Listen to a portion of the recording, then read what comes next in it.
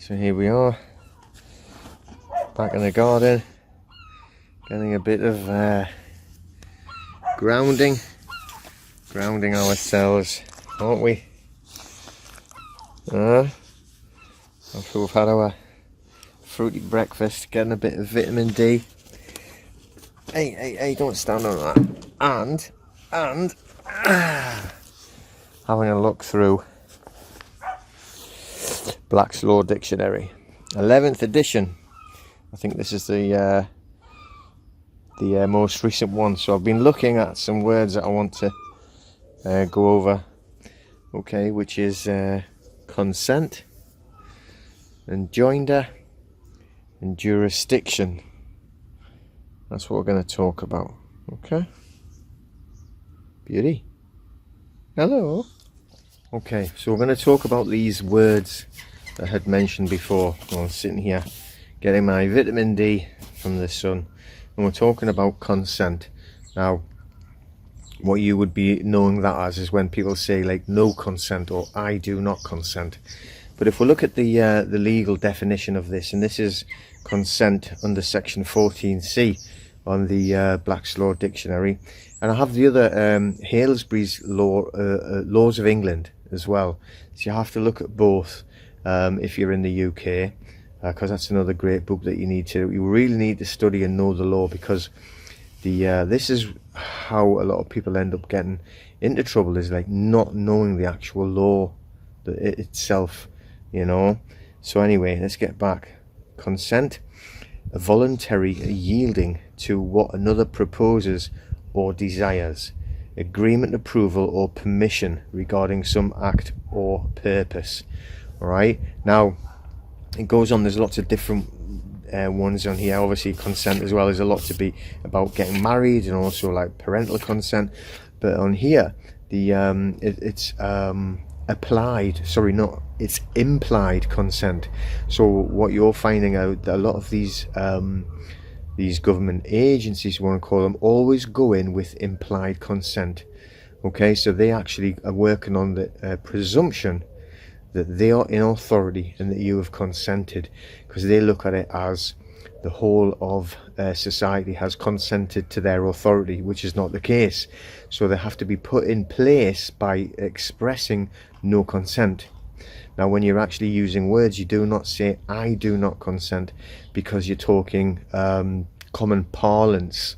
And when you're talking common parlance, it can be misconstrued and misused by other people in different realms. So they can use the word I, for instance. If you just say the word I, now we're talking about I, but when they look at it, they could actually write it down as an AYE, which means yes.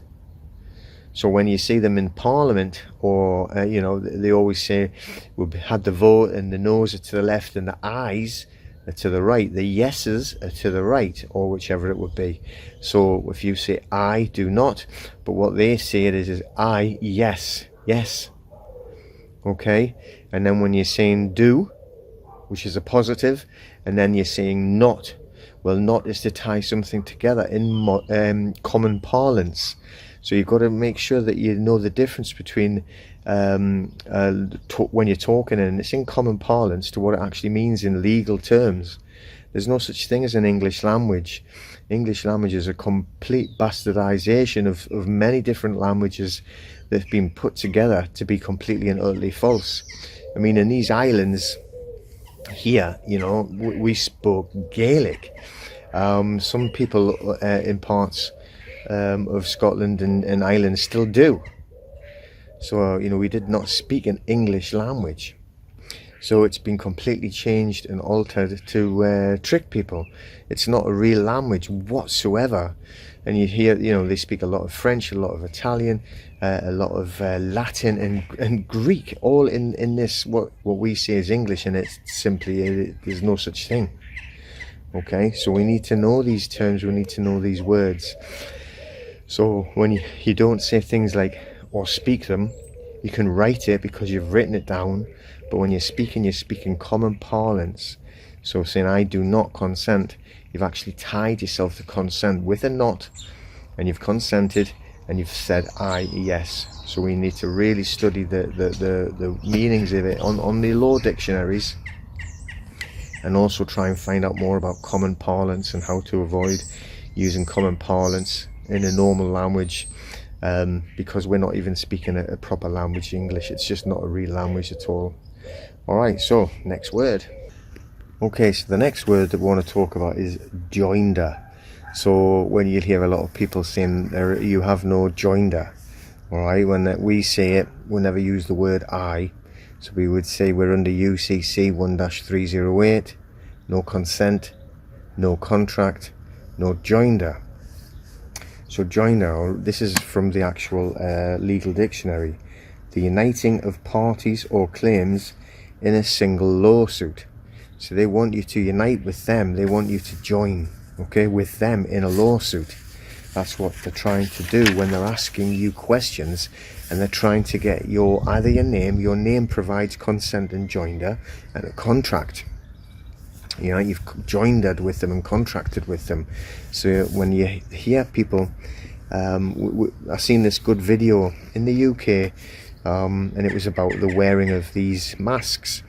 And this guy was, he owned some kind of takeaway, I don't know what it was, to be honest, but anyway, and he was serving behind the counter, and several visits from police and council authorities, and they were always trying to say, well, get his name, and he was just always saying, I'm a man, I am me, say me, I, and you know, obviously it's frustrating for them, and they always left.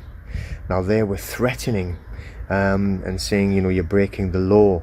It's not the law whatsoever. And one of them on video even said it's the law of the land. Imagine that, the law of the land. This is these people trying to put statutes into law, and they say it, and there was a policeman. They've got no idea what they're talking about.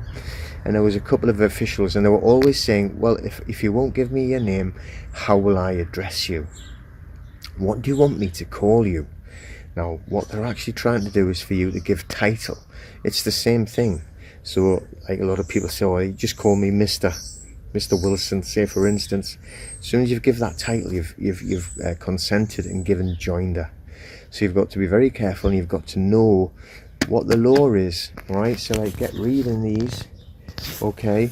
You can get them online. You can go. It's just like I just like to have a book, and it's a lot easier for me to like be flicking through when I'm dealing in certain situations that I have to know the words straight away rather than try to search online. But get them and study. Okay, so joinder, they're trying to get you to join with them, be joined together, so that they can actually have authority over you. And if you don't give it, there's nothing that they can do. Right? At the end of the day, you've got to remember, if we want to become secured party creditors, as a secured party creditor, you are a creditor, not a debtor. You are not under statute legislation at all. So this is what you have to remember. When you've removed yourself from the legal fiction, so you are no longer a legal fiction debtor, you are a secured party creditor.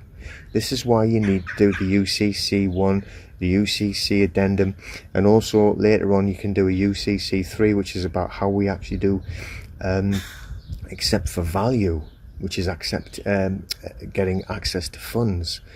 Okay, so I know that you need to learn how to do all the forms and everything, but study the videos. We'll be putting more videos up as well. But you remove yourself from the legal fiction so that acts and statutes do not apply to you because you are a creditor. You have to remember that.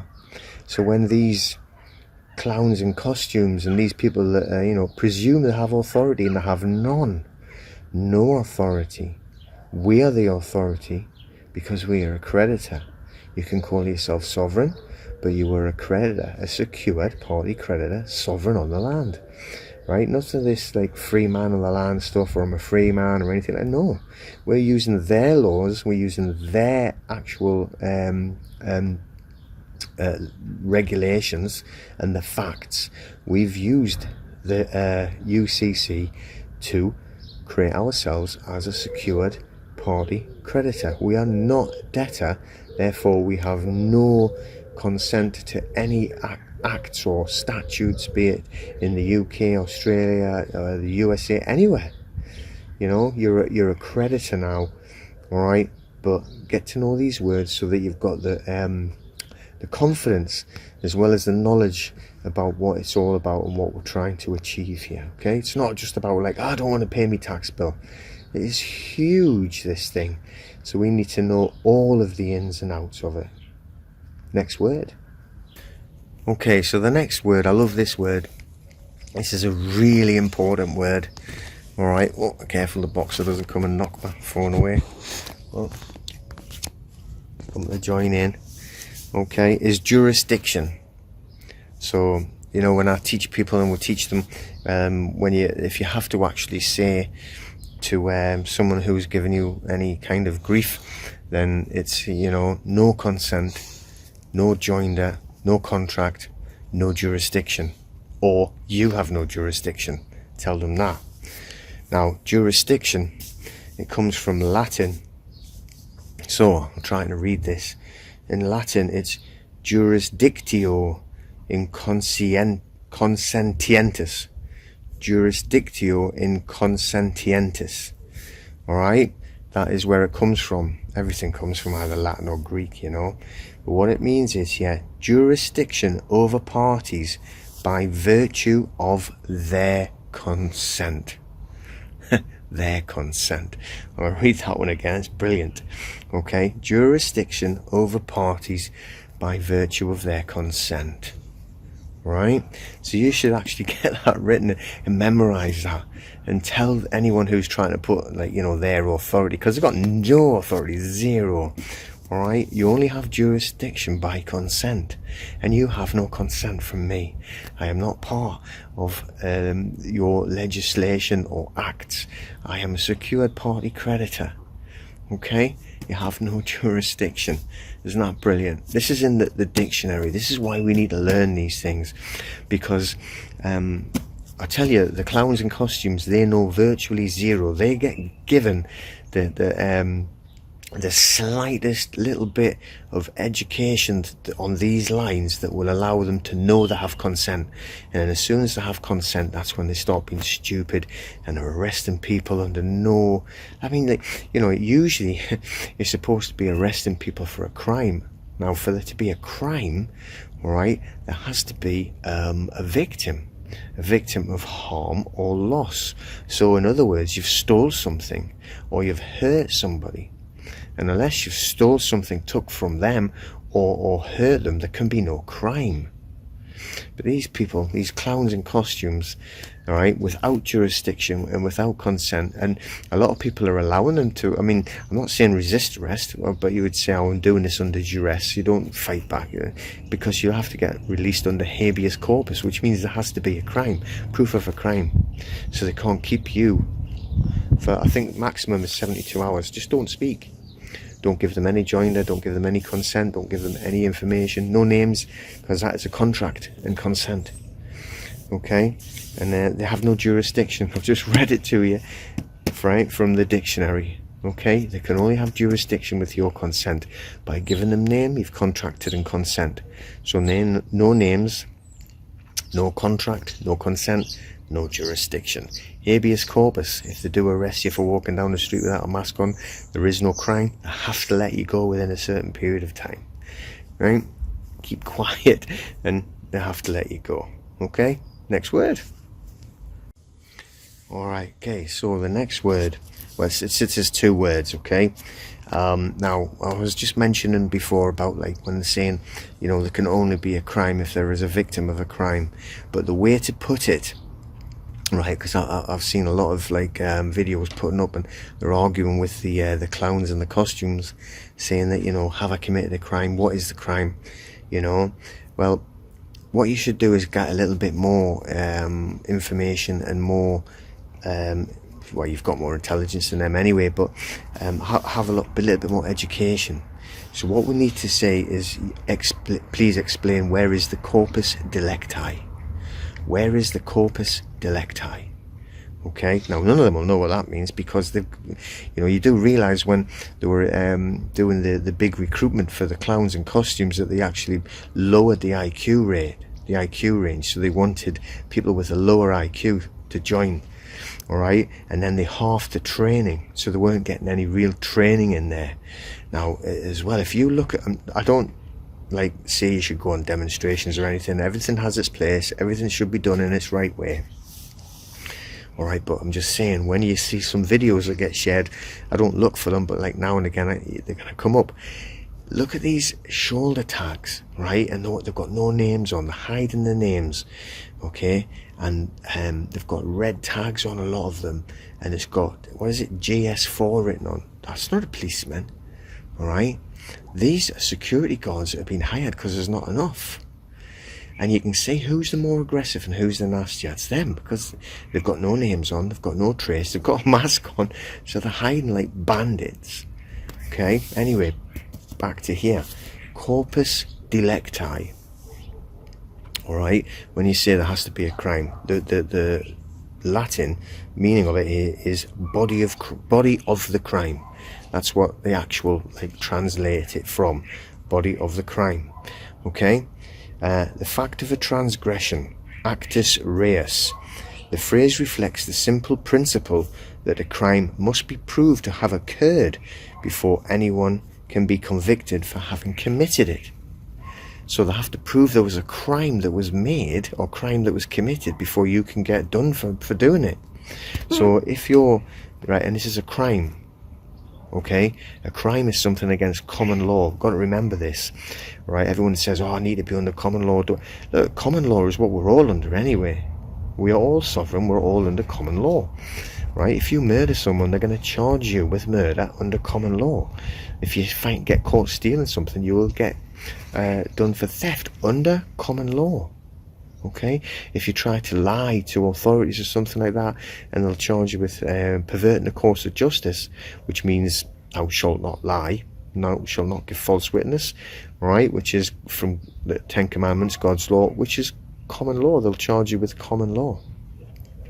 So this comes from common law. But then what we're talking about in here is when you're shouting at them, tell me what the crime, have I committed a crime, just say, where is the corpus delicti?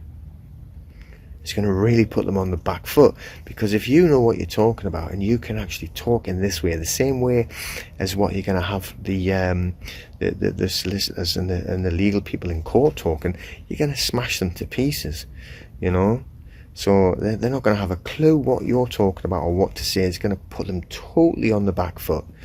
All right.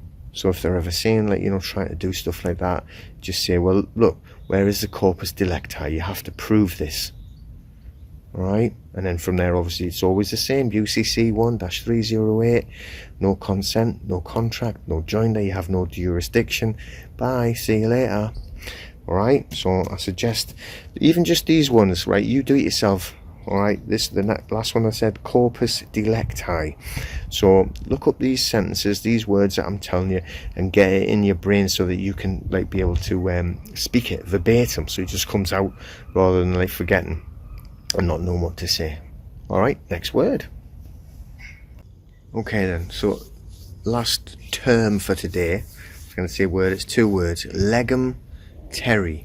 Legum terri. Terri, Terrae. I think that's correct anyway. Legum terri. Do you know what that means? Well, we're talking about common law and the law of the land. Legum terri means the law of the land. That's what it means. So whenever when we use the term legum terri, or law of the land, and you hear them saying contra legum terri, against the law of the land. Okay, so I've studied a lot of common law, as in the jury system, the de jure, court de jure, which is the 12 people on the jury and a convener of a jury, not a judge. The judge has no opinion. All right, he has to make sure that everything is done fairly, but they're not going to be judging, right? Because the people who sentence and the people who give a judgment, all right, are the de jure, or the 12 jury members. Now this is still under legum terrae. There's the law of the land. No matter what they actually try and tell you whatsoever about magistrates and stuff like this, you right, you are entitled under whatever, it doesn't matter if it's UCC or it's trying to say that I'm sovereign, you are entitled to, right, a court de jure. So you demand a court de jure. They cannot stop you demanding a court de jure, which is under legum terrae, when you are actually asking for them for the jury of 12 with a convener. And the convener could be a judge, in their type of judge. We call them the robe, or the robes in black. All right. Why is it they have black on? Because they're dealing with the dead. We have to remember that. That's why when you get a summons, what is it that you summons? What do you summon up? You summon up the dead. So when they're talking about like your full caps, right, the capitis dominu, that is your full cap name, which is a dead being, a legal fiction. What is fiction? You want to buy a fiction book, it means it's not real. Okay, it's made up. This is the same thing. So they're actually raising the dead, and they're summoning them to court. All right. So it's an invitation to bring the dead. You can't go. You know, you do. If you go, you're committing fraud, because that is not you. If you answer letters to that name, that is not you. That's fraud. Understand? Okay, so we need to like get to know these things and really arm ourselves and have the armor on of the law, as well as you know, other things. Okay, all right, Yahweh, as we would say. All right, so there's one of my dogs. Okay, so if you put the dog and you spell it backwards, it comes up with that other word, and people will say that the praise to, right, or the most holy. But this is a word what they've actually misconstrued through the bastardization of the English language and Latin. And what you're doing is that you're actually praising Nimrod, who is a satanic being, all right, who was a dog. It was a dog, right, that demon.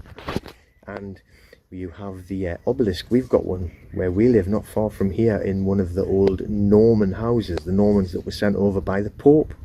You've got to be tying this in by now. Okay, so down in London you have the obelisk. Can't remember what they call it now, but like over in Washington, they have the Washington Monument, the obelisk, as well as the sea, the Holy See, which is, it's not the actual Pope or the Vatican. It's opposite the Vatican. It's the big obelisk. Okay, it is a penis. It is Nimrod's penis. So they're actually like praising the dog demon, and that's the dog's penis. All right, so there's nothing that's coincidental about this. This is all tied in so deeply and so satanically with the law. Okay, everything is tied, everything is connected, and we need to educate ourselves to protect ourselves from this. All right, okay, so that's the last word I think I'll do today. I'll get the sorted out. But remember and try to like memorize these and practice what you actually have to say in certain situations, and at least know it in yourself about what is going on and what they're actually saying. All right, so I think I've been grounded enough with my feet on the earth. Okay, I'm being there with the plane, right, connecting with nature, connecting with the earth. So what you have to do is earth yourself, ground yourself. That is what these people want to stop you doing. Okay, be grounded. So when you're talking about being grounded, and you think, oh, it just means that, you know, you're calm. It is, right? But you're grounded with nature. You are part of nature. You are there as man and woman. Okay. All right. See you all later.